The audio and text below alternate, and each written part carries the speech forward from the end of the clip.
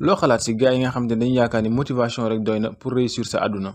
They think it's a permanent fix. En fait ñoom dañu yaakaar ni motivation boo ko amee rek c'est fini tu es motivé pour de bon. They think it's something that is a constant. dañoo yaakaar en fait ne motivation benn affaire la boo xamante ni du changer. They think that maybe once I get it, I'm going to hold on to it. ñu yaakaar ni boo xëyee benn bis rek am motivation pour def benn affaire rek motivation boobu nag day nekk si yow pour toujours. And that's the thing about that I was telling you, that I always talk about. loolu moo tax nag may wax gars yi ni leen fii nii si àdduna bi.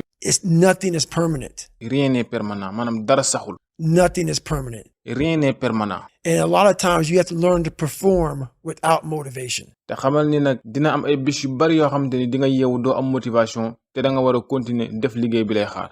You have to learn to perform without purpose. You have to learn to perform a lot of different things. yow da ngaa war a toujours heure boo xëyee di jëmale sa bopp kanam même bu fekkee amul benn objectif bu taxaw ci sa kanam sax di la xaar. And that's what people think. They think I need to have this motivation.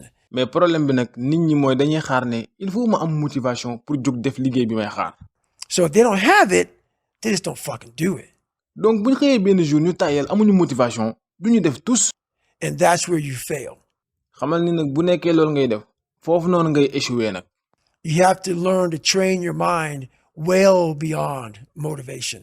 saa yow xamal ni sa xel da nga ko war a utiliser ba heure boo jógee war a am loo war a def même boo amul envie def ko sax da ngay dem defi ji ko.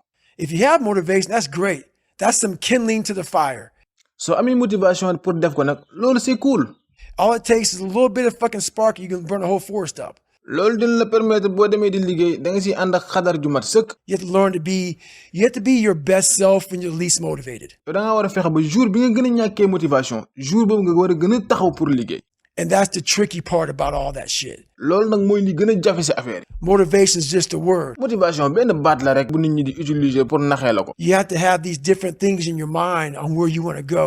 nit ki fi nga jëm dafa war a leer si sa bopp. And know that motivation is not going to get me there. léegi nag bu xasee ba leer si sa bopp da lay leer ne yow du motivation moom moo lay yóbbu foofu noonu. Because I'm not going to always be motivated. ndaxte du ma am motivation tout le temps dinaa yeewu ay bis yoo xamante ni si damay tayal. Jocko said the exact same thing. He said that discipline eats motivation for breakfast.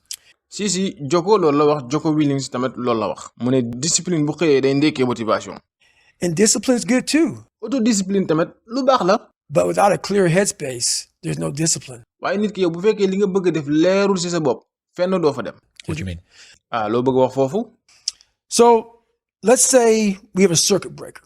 disons que par exemple ñu am benn cercle boo xamante ni si dañu ko remplir ak ay bagages yu bari. And I'm loading everything up to one fucking circuit. Just load it up. supposons que nga tegale ay bagages jël ay bagages yu bari nii nga xaw leen tegale boo nga xamante ni si baaxul. It's gonna fucking blow. gis nga tegale ba nga koy tegale noonu su baaxul benn moindre mouvement rek léppay nday tasaaroo. You may have it sometimes when it fits in that crowded garage.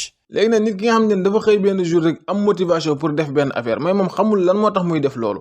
Of your mind, but you don't have the consistency that you need to have with that discipline. benn affaire bu ndaw bu koy déranger bu ñëwee rek day noq dem toogi jiwaat comme bagage yooyu nga tegale woon noonu niñ daanoo noonu tasaaroo waa ji day noq dem toogi dootul continuer.